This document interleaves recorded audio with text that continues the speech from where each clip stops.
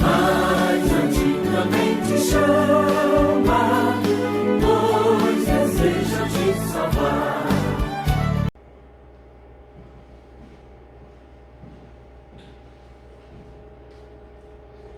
Olá, meus irmãos, a paz do Senhor a todos.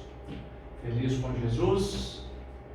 Glória a Deus. Estamos em mais um domingo, dia do Senhor. Neste domingo, dia 3 de maio, para fazer o comentário com os irmãos de mais uma escola bíblica dominical. Não é mesmo? Ainda estamos em quarentena, não estamos liberados ainda para ter os nossos cultos presenciais em nossas igrejas. Então estamos por este canal transmitindo aos irmãos mais uma aula da Escola Bíblica Dominical. Que nós tenhamos uma boa aula no nome do Senhor Jesus. Hoje, a lição de número 5, como anunciamos no domingo passado, né? Espero que todos os irmãos tiveram uma semana abençoada por Deus. E hoje estamos, neste domingo, para aprender um pouco mais da palavra do Senhor. Então, na lição de número 5, libertos do pecado para uma nova vida em Cristo, né? Estamos estudando sobre a igreja eleita, carta de Paulo aos Efésios, uma das cartas de prisão de Paulo. O textual diz aí: mas Deus, que é riquíssimo em misericórdia, pelo seu muito amor com que nos amou, estando nós ainda mortos em nossas ofensas, nos vivificou juntamente com Cristo. Efésios 2, versículo 4 e 5. A verdade prática: por meio da maravilhosa graça divina, fomos libertos do pecado, perdoados e salvos da condenação, e ainda recebemos o direito à vida eterna. Olha que texto maravilhoso, né? Pela maravilhosa graça de Deus, a graça divina, fomos libertos do pecado, fomos perdoados por Cristo e salvos da condenação eterna. Glória a Deus, né? Nossa leitura bíblica de hoje, Efésios capítulo 2, do versículo 1 ao versículo 10, né? Como eu disse, estamos estudando a carta de Paulo aos Efésios, não é mesmo? É o capítulo 6, na lição, né, mais o final. Nosso objetivo geral: revelar que a graça salvadora de Cristo nos garante a vida eterna. A graça salvadora nos garante. Nós vamos ver no capítulo 2, versículo 8, que nós somos salvos pela graça por meio da fé. Pela graça sois salvos, por meio da fé. Isso não vem de vós, é dom de Deus, né? Então, a graça salvadora nos garante essa vida eterna. Basta tão somente agora, eu pela fé, eu pelo meus arrependimentos dos pecados, ter Jesus como nosso Salvador. Os nossos objetivos específicos estão aí, que é refletir sobre nossa natureza pecaminosa, explicar que fomos vivificados pela graça de Deus, informar que nossa salvação vem de Deus e não das obras. Olha só, para que ninguém se glorie, né? Nós vamos ver. Na introdução está dizendo aí: a presente sessão da Epístola aos Efésios apresenta relevantes aspectos doutrinários da salvação.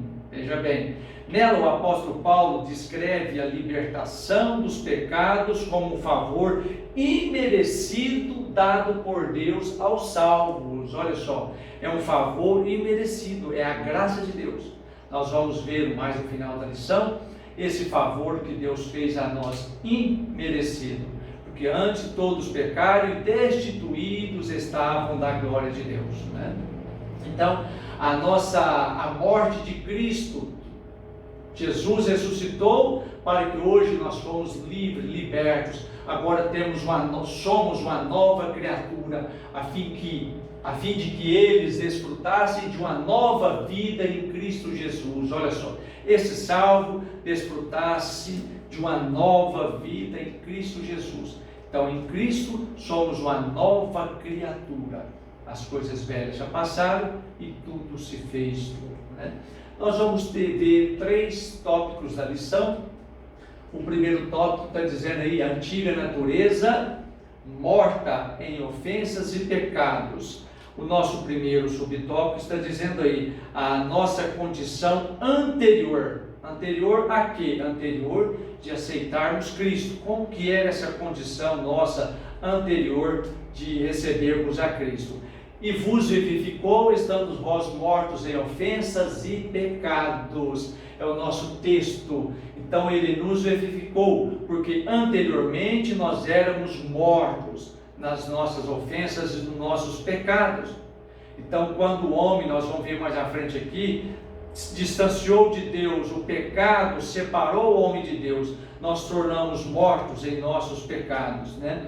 É do grego, então, a ofensa paraptoma, que tem um sentido de passo em falso de forma deliberada. Olha só, é um passo em falso de forma deliberada, ou seja, uma forma com intenção, com propósito, sabendo o que eu estou fazendo.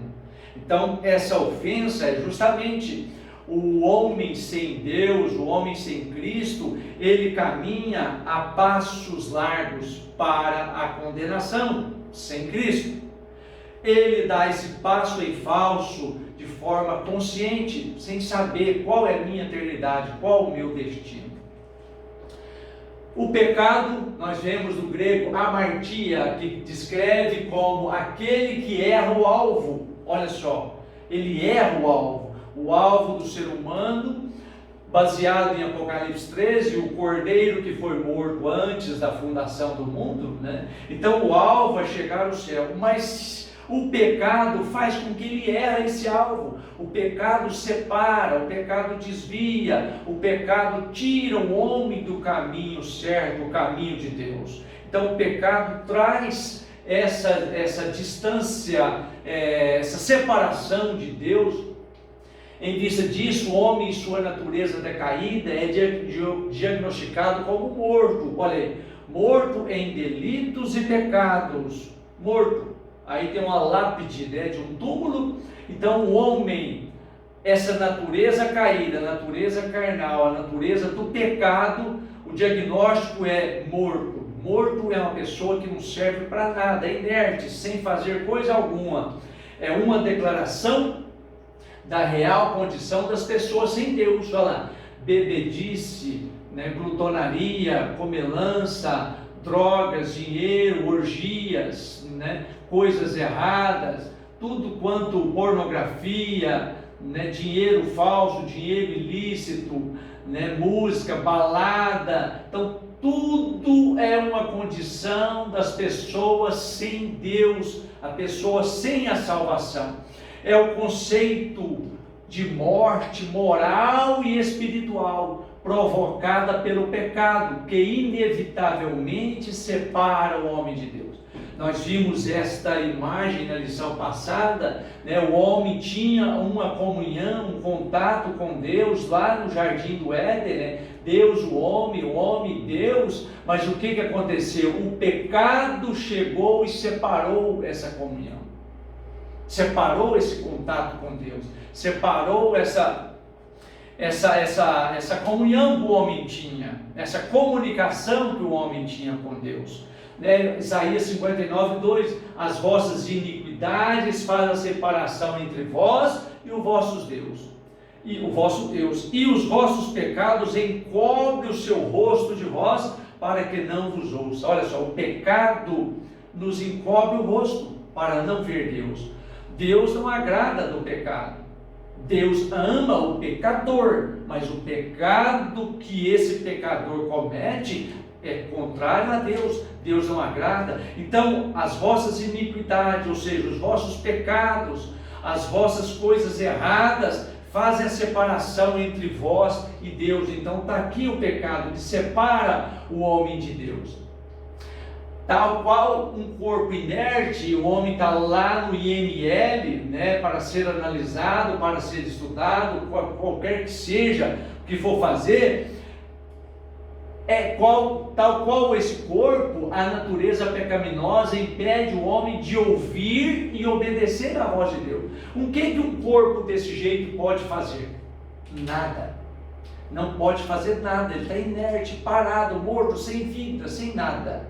Então, tal qual é esse corpo, é a nossa natureza pecaminosa, que impede o homem de ouvir e obedecer à palavra de Deus. Romanos 10, 17, vem que a fé vem pelo ouvir, e o ouvir a palavra de Deus. Se nós ouvimos, então a nossa tendência agora é obedecer, né? Mas a que vive em deleites, vivendo, está morta. Olha só, a alma, a pessoa que vive nesses deleites pecaminosos, vivendo está morta. Então está vivendo, mas está morto para Deus, né? Então esse é o primeiro subtópico. No segundo, nossas ofensas e pecados. Nós vamos ver que a má conduta em que noutro tempo andastes, olha aí, a má conduta é descrita por Paulo por meio da metáfora no ato de andar. No versículo 2, a parte 2, verso A. Refere-se às atitudes erradas adotadas na vida passada do salvo antes da regeneração. Olha aí, as atitudes erradas na vida do salvo, hoje é salvo, antes da regeneração, antes dele ser gerado novamente, antes dele nascer de novo. Assim era nós, né, que andávamos sem Deus. Eu, pela misericórdia de Deus, já desde a minha infância, a minha adolescência, já vim para a igreja. Então não tive essa oportunidade de viver nesse mundo perdido dessa forma. Já fui crescendo na doutrina, na palavra de Deus, na igreja, glória a Deus por isso. Mas antes da regeneração, são as atitudes erradas da vida passada, antes de ser regenerado. Andaste segundo o curso deste mundo, a parte B do versículo 1, os costumes eram praticados conforme o sistema mundano da época, tais como imoralidade, olha lá, é característica do que é imoral, né? Que não respeita a moral vigente, a imoralidade, o furto, olha, roubando, a mentira, né? Fazer uma figa, né? Quando você conta-se fala uma coisa que não é verdade, você está mentindo, né? Usa-se isso aí, fazer uma figa, né? Mentira. Então, o sistema do mundo, o curso do mundo é desse jeito daí, né? Uma contestação de que o salvo não deve tomar a forma do mundo. Olha aí, o mundo vive desse jeito. Relativizar o pecado. O pecado é relativo. Não, o pecado não é relativo. Não existe relatividade ao pecado. Hoje tudo é relativo. Não, pecado sempre vai ser pecado. E pecado sempre vai contrariar a vontade de Deus, vai afastar o homem de Deus. Muito menos ajustar-se à maneira de viver de seu tempo. Olha só, nós não vamos ajustar a maneira de viver no tempo que era. Agora é uma nova vida. Você vai fazer um 360 graus, um 180 graus. Vai mudar a maneira de viver. Porque se você fizer um 360, você vai voltar no mesmo ponto de partida. Você faz um 180 graus.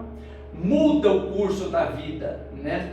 Então nós vemos esse versículo 2 de Romanos 12, e não sede conformados com este mundo, mas sede transformados pela renovação do vosso entendimento. E qual que é essa renovação? Qual é esse entendimento? Da fé que aceitamos Jesus. Então sede transformados pela renovação. Nasceu de novo, foi renovado, foi transformado do vosso entendimento, para que experimenteis qual seja a boa, agradável e perfeita vontade de Deus, né? Na parte C, a alusão a Satanás, segundo o príncipe da potestade do ar, a alusão a Satanás que exerce a autoridade sobre os poderes do mal. Olha, esse versículo faz alusão ao príncipe deste mundo, né? Então mostra-se agora é o juízo deste mundo, agora será expulso o príncipe deste mundo. João 12:31, palavras de Jesus, né, indica que os agentes malignos têm a capacidade de influenciar os homens desobedientes e incrédulos. Olha só, o agente maligno 2 Coríntios 4:4, nos quais o Deus deste século cegou o entendimento dos incrédulos, para não resplandecer nele o evangelho da glória de Cristo. E quem que é o Deus desse século? É Satanás, que dá esse poder, ele tem esse poder sobre o príncipe deste mundo.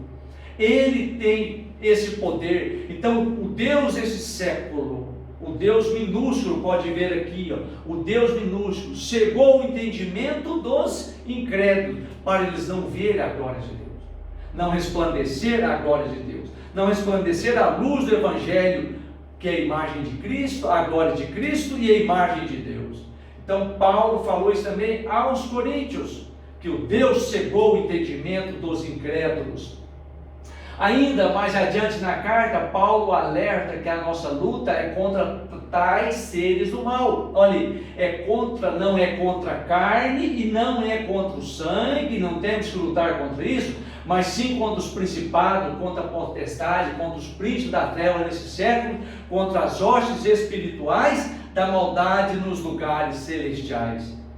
Efésios 6, nós vamos ver na lição mais adiante, e nós vemos aqui a couraça, Efésios 6:12, né? Aqui em Efésios 6 nós vamos ver a couraça, os revestimentos, nós somos revestidos, a palavra de Deus, a salvação, a fé, a verdade, o evangelho da paz. Nós vamos ver nessa lição, Efésios 6, do versículo 10 até o versículo 20, né? Somos revestidos.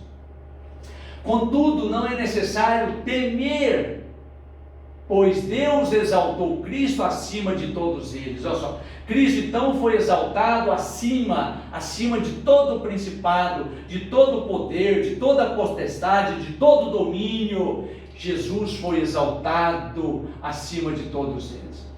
E ainda andamos fazendo a vontade da carne e dos pensamentos, refere-se à inclinação para fazer mal, algo inerente à natureza humana. Irmãos, se nós estamos na igreja e nós somos instigados a fazer mal a alguém, isso é algo inerente da natureza humana, a natureza pecaminosa. Nós somos hoje do bem, então a nossa mente hoje estão incluídos aqui os pensamentos pervertidos, os pensamentos maus, os pensamentos errados, os pensamentos que não agradam a Deus, e ainda a prática de todos os desejos desordenados da carne. Estamos na carne, a nossa carne tem desejo, mas somos espirituais também. Então nós devemos combater a carne. Esses desejos desordenados devem ser combatidos em nossa vida.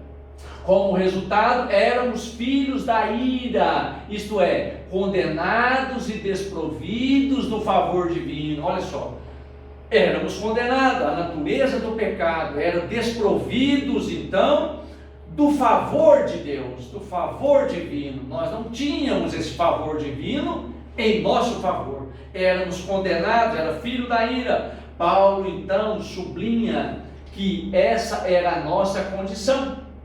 Olha lá, entenebrecidos, está dizendo o texto aqui, versículo 18, entenebrecidos no entendimento, separados da vida de Deus pela ignorância que há neles, pela dureza do coração. Olha aí, entenebrecidos, é escuro, coberto de trevas, era o nosso entendimento, porque vivíamos sem Deus, eram filhos da ira. Então o homem e Deus, aqui está o pecado, separando o homem de Deus. Então vemos que na obscuridade, na escuridão, o nosso entendimento separou a nossa vida de Deus, né?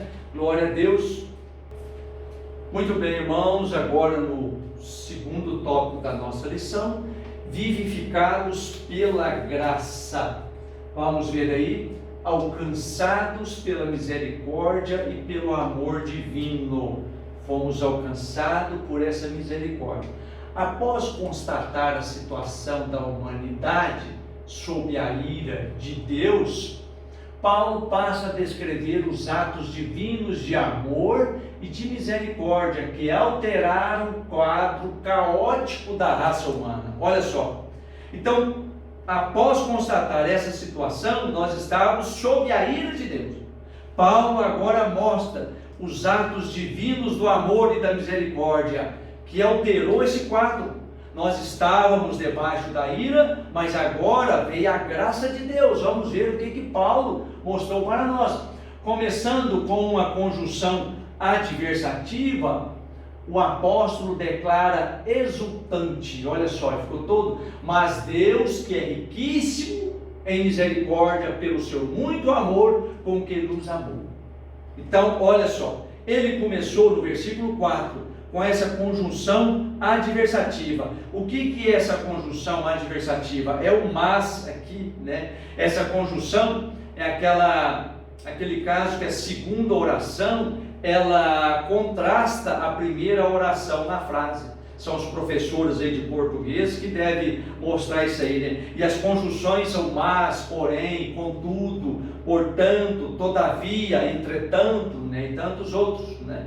Então, é uma coisa que a segunda frase, ela contrasta a segunda, né? Tentei chegar mais cedo, porém, o trânsito estava pesado. Quer dizer, então o porém aqui, né? Então é justamente essa conjunção adversativa, né? Queria tirar uma nota boa na prova, mas estava muito difícil, né? Então essa conjunção adversativa, os professores de português aí que explicam melhor, né? Não é o meu caso, mas só para nós entender. Mas Deus, que é riquíssimo, a nossa condenação era o quê? Estávamos debaixo da ira de Deus. Estávamos condenados pelo pecado, mas Deus, que é riquíssimo, então nós tínhamos uma condenação, mas Deus, que é misericórdia pelo seu muito amor, que nos amou. O ato de misericórdia implica compaixão e simpatia para com os indignos. Olha só, Romanos 8:32, porque Deus encerrou a todos debaixo da desobediência, para com todos usar de misericórdia. Então todos nós estávamos debaixo da desobediência. Todos nós, todos pecaram e destituídos, afastados estavam da glória de Deus. Então não teve ninguém, um é melhor do que o outro, não. Todos então agora estávamos debaixo da desobediência, para com todos usar de misericórdia. Romanos 8:32. Então agora todos estão na desobediência, agora eu uso de misericórdia com todos também, né? A carta aos Efésios nos ensina a prover à humanidade o meio de escape da merecida ira de Deus. Olha só, mas Deus não se mostra apenas misericordioso, mas abundante em misericórdia. Então ele não foi apenas misericordioso, ele foi abundante, é fartura, é grande, é sobrepor, né, a misericórdia. Então ele não foi apenas misericordioso, ele foi abundante em sua misericórdia. E essa riquíssima misericórdia procede do seu muito amor com quem nos amou. A Bíblia enfatiza que foi a magnitude desse amor que motivou a nossa salvação. Olha aí.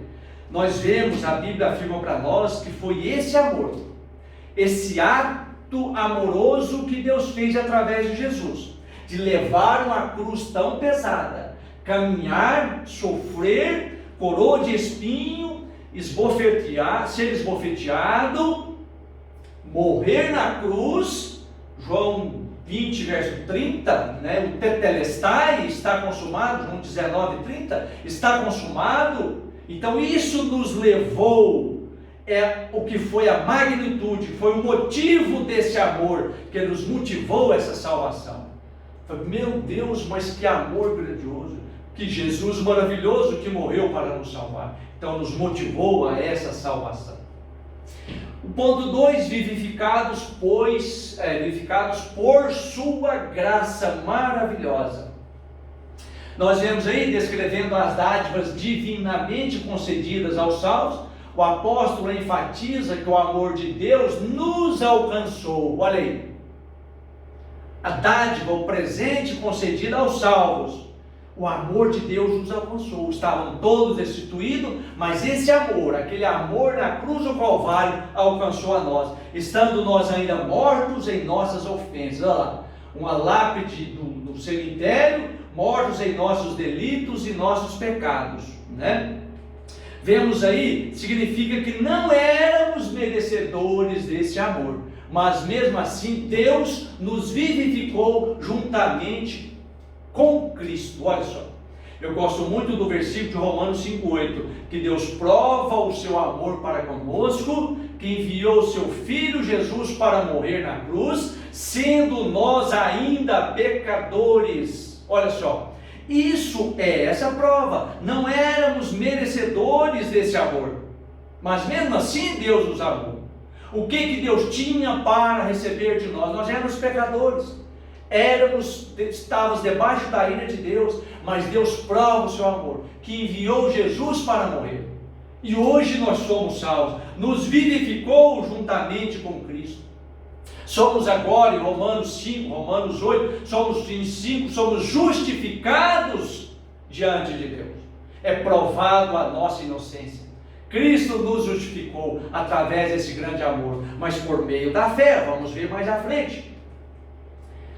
Essa frase quer dizer que nascemos de novo. Olha lá, no encontro, né, que Jesus teve com Nicodemos em João 3, Jesus falou que na verdade te digo que aquele que não nascer de novo não pode ver o reino de Deus. Olha lá, tem que nascer de novo. E Nicodemos, um mestre em Israel: Senhor, mas como pode um homem velho como eu entrar no ventre da minha mãe e nascer? Jesus ainda tirou a casquinha com ele: mas tu és mestre, me pergunta isso? Não é nascer da mãe, é nascer da água e do Espírito, é nascer de novo, ser uma nova criatura. Nós vemos aqui, não estamos mais mortos, pois Cristo deu uma vida, nos deu vida outra vez. Não estamos mais, Cristo nos deu a vida outra vez. Através dele na cruz, nós somos hoje libertos da escravidão. É a maravilhosa graça. Fomos vivificados sem mérito algum. Tudo foi efetivado por meio de sua graça, o favor imerecido. Olha só, é o versículo 8 que no nosso textuário: pela graça sois salvos por meio da fé. Isso não vem de vós, é dom de Deus, por meio da graça, né? Pela graça sois salvos por meio da fé. Então é pela graça, não é de graça, custou um preço. Pedro falando na sua primeira carta, no capítulo 1, versículo 8, 9, 10 ali, que não foi com coisas corruptíveis como a prata, como o ouro e alguma coisa, né, que nós fomos resgatados da nossa vã maneira de viver, mas foi com o precioso sangue de Jesus. Então custou um alto preço, não foi de graça, foi pela graça de Deus, custou preço, né? Então fomos vivificados sem mérito algum. Nós não merecíamos isso daí, nós não fazíamos nada por onde merecer esse favor que Deus fez em nós, né? Exaltados por sua graça, no terceiro tópico que nós vamos ver aqui, o apóstolo dos gentios ainda destaca que o poder de Deus nos ressuscitou juntamente com ele e nos fez assentar em lugares celestiais com Cristo. Olha só, então esse poder maravilhoso de Deus, ele nos ressuscitou. Nós estávamos mortos e agora fomos ressuscitados, ressuscitou com ele, juntamente com ele, para nos assentar nos lugares celestiais. Não que nós estávamos sepultados, enterrados debaixo da terra, nós estávamos mortos andando para lá e para cá, mortos moralmente, espiritualmente, mas agora em Cristo nós ressuscitamos, somos uma nova vida, passamos a viver e viver, né? Então nós éramos mortos e vivos mortos, né? E agora somos vivos, porque agora temos Cristo. Indica que Deus concede ao homem os mesmos benefícios alcançados por Cristo. Olha só, Deus concede: eis que vos dou o poder. Nós temos esse poder. Então Deus concedeu a nós os mesmos benefícios da ressurreição, da vida eterna, do galardão nos céus. Olha aí, texto de 1 Coríntios, capítulo 15, versículo 3 ao 8, depois do 20 ao 25. Deus nos concedeu esses mesmos benefícios a Cristo. Assim também, ao conceder tais bênçãos aos homens, Deus mostrou as riquezas abundantes da sua graça maravilhosa. Olha só, ao conceder tais bênçãos, então nós desfrutamos dessas bênçãos maravilhosas. Desse modo, ratificamos que a salvação e seus privilégios são conferidos pela imensurável graça de Deus. O favor divino imerecido é a graça de Deus.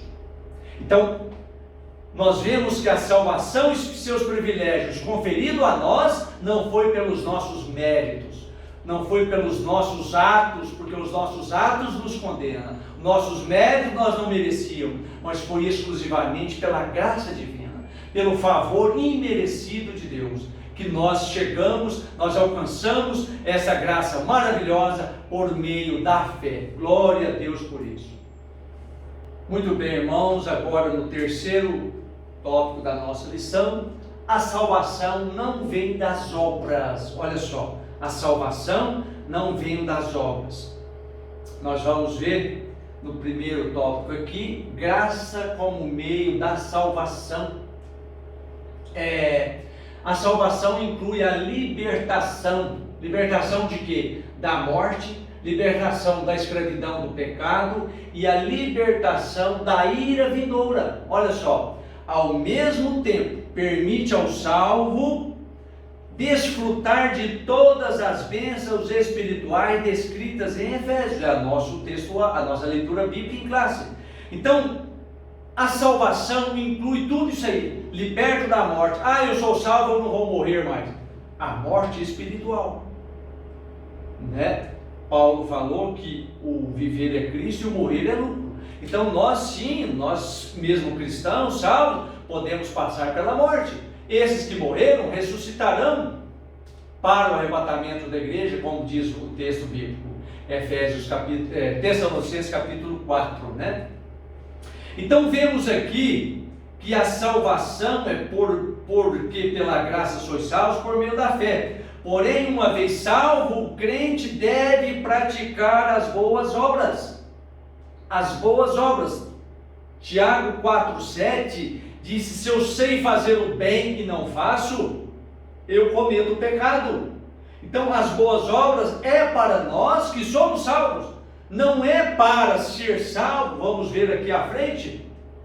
Portanto, a salvação é o livramento do poder da maldição do pecado e da morte. Agora estou livre. Eu estou livre do poder dessa maldição, do pecado e da morte. Agora as correntes que eram amarradas foram destruídas, foram despedaçadas, e agora somos libertos em Cristo Jesus.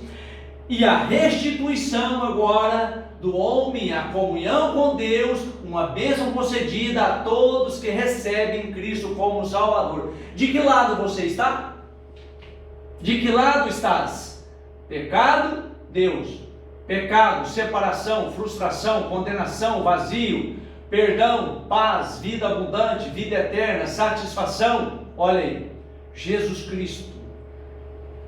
2 Timóteo 2, versículo 5, que o único mediador entre Deus e o homem chama-se Jesus Cristo.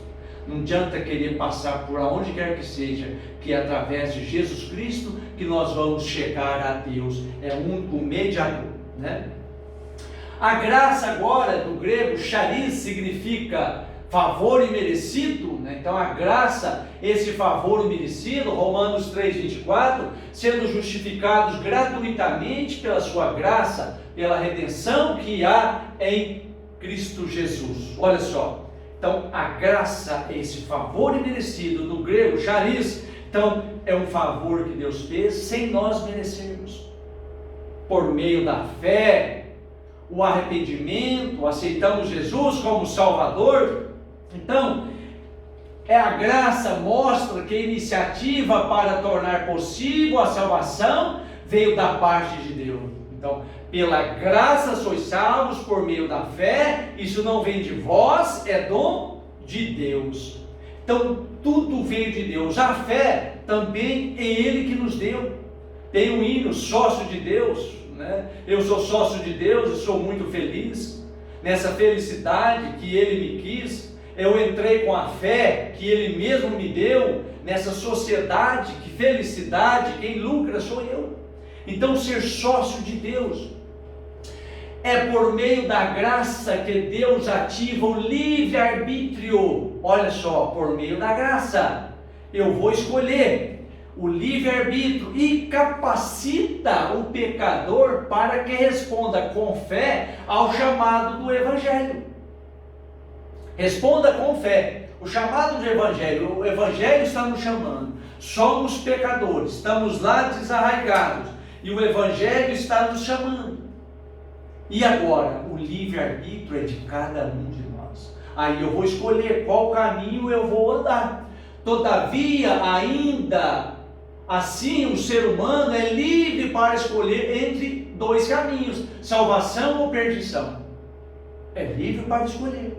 Ninguém é obrigado a fazer. Aí, ó, a liberdade, a sua liberdade não foi eliminada e a graça pode ser resistida.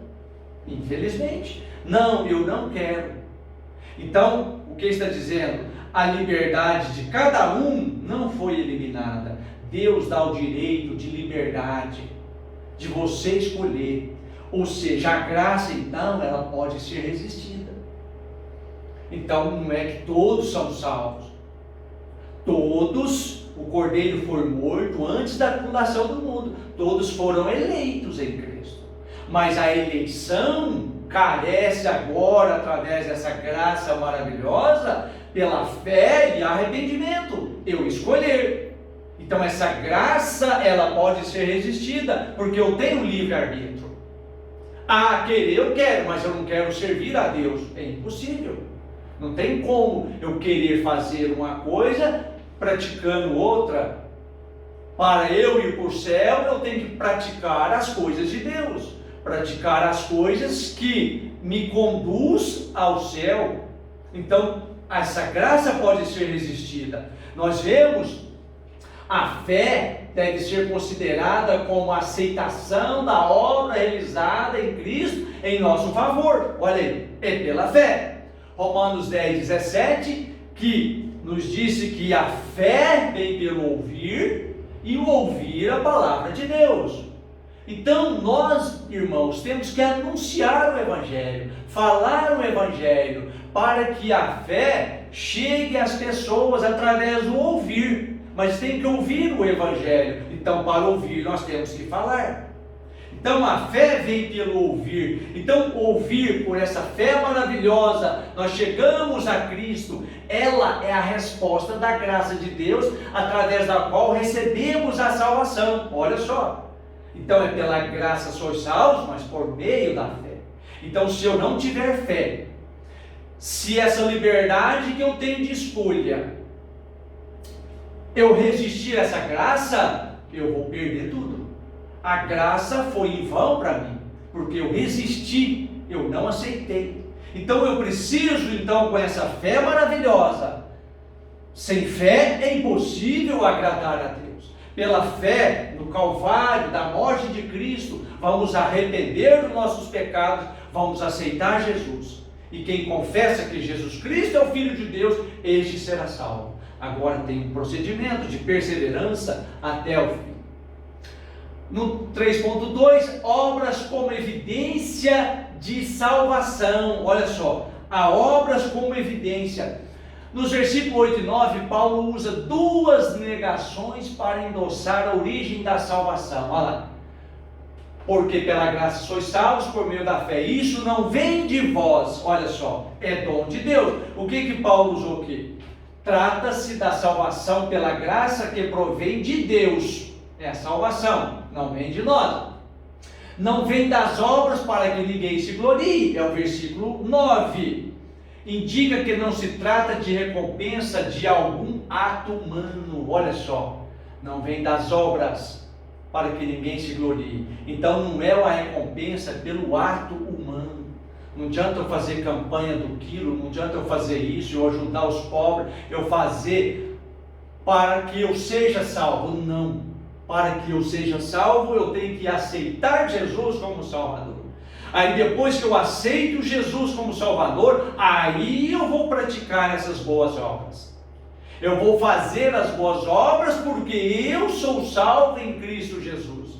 Então não é eu fazer as boas obras, eu praticar isso ou praticar aquilo, fazer o bem, ajudar os pobres, ajudar o necessitado, dar uma vaca lá no asilo, dar uma vaca lá no abrigo dos velhos, eu mandar a cesta e fazer isso, que eu vou garantir a minha salvação. Não, a salvação é por meio da fé em Jesus Cristo.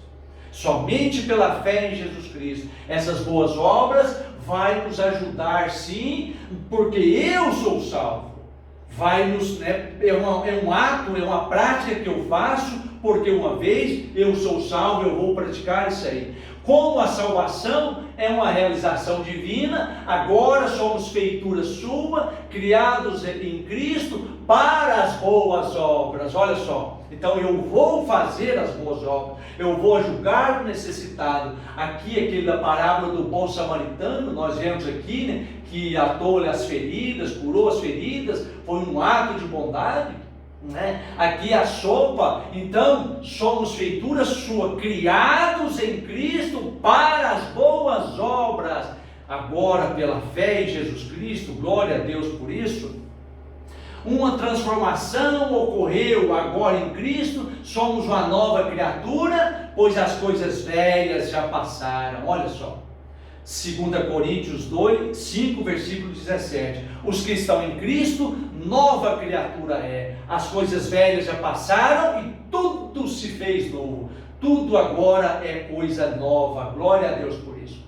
Por isso, se antes o apóstolo usou a metáfora no andar numa perspectiva negativa, outrora andávamos fazendo as obras más, as orgias, a luxúria, tudo coisa errada. Outrora negativa, andávamos fazendo as coisas más. Agora, por meio de uma nova perspectiva, uma perspectiva positiva, somos instados a andar fazendo boas obras. Andar fazendo boas obras. Se eu agora, antes era negativo, era uma perspectiva negativa, obras más, agora temos uma perspectiva positiva, somos fazendo as boas obras, não como meio para ser salvo, mas como a evidência de ser um salvo, a evidência da salvação.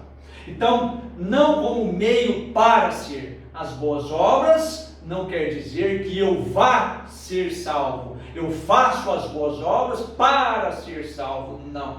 Eu faço as boas obras como evidência de que eu sou um salvo em Cristo Jesus. Então eu vou praticar as boas obras em Cristo Jesus. Eu vou ajudar um, ajudar o outro, fazer isso, fazer aquilo. Qualquer uma atitude com quem quer que seja, até com o animal, com a planta, eu vou fazer uma boa obra. É evidência para a salvação, evidência de que eu sou salvo, eu vou praticar essas boas obras, E para concluir, antes da regeneração, éramos filhos da ira, condenados à perdição eterna. Antes da regeneração, filhos da ira e condenados à perdição. Por o ato do amor divino, por meio de sua maravilhosa graça, nos tornamos filhos por adoção. Agora somos filhos. Filhos têm o direito à herança. Filhos de Deus, herdeiros de Deus e co-herdeiros com Cristo. Cristo como filho. Essa glória maravilhosa da salvação nos foi concedida independente de nossas obras. Volto novamente a repetir Romanos 5, verso 8. Pode ler, Romanos 5,8, que Deus prova o seu amor para conosco, que enviou o seu Cristo para morrer na cruz do Calvário, sendo nós ainda pecadores. Olha só, independente de nossas obras. Se as nossas obras antes éramos filhos da ira, condenados à perdição eterna, o que nós tínhamos para Deus? Não tínhamos nada. A partir de agora, a salvação, passamos a praticar as boas obras que glorificam a Deus, nosso Pai. Então agora, a partir da salvação, praticamos essas boas obras que glorificam a Deus. glorificam, exaltam o nome do Senhor, né? E com isso, Deus abençoe a todos no nome do Senhor Jesus, que nós tenhamos um domingo abençoado por Deus, né? Glória a Deus por isso, que tenhamos esse domingo maravilhoso. Lição de 10 de maio, de número 6, a condição dos gentios sem Deus, é a nossa próxima lição. Domingo, dia 10 de maio, é o dia das mães, é o dia da mamãe. Domingo que vem, então, é o dia das mães. Vamos agradecer a Deus por este domingo, dia do Senhor. Não perca, quero convidar a você para estar conosco no próximo domingo. Dia das Mães, né? Todos que têm mãe, têm privilégio, é o meu caso, né? Tem a minha mãe, graças a Deus, temos a minha sogra também, né? Então vamos estar almoçando, estamos ali junto, vamos congratular no domingo, Dia das Mães. Mas vamos estar conosco domingo, participar novamente da Escola Bíblica Dominical, a condição dos gentios sem Deus, né? Glória a Deus por isso. Então Deus abençoe a todos, que tenhamos um domingo abençoado na presença do Senhor.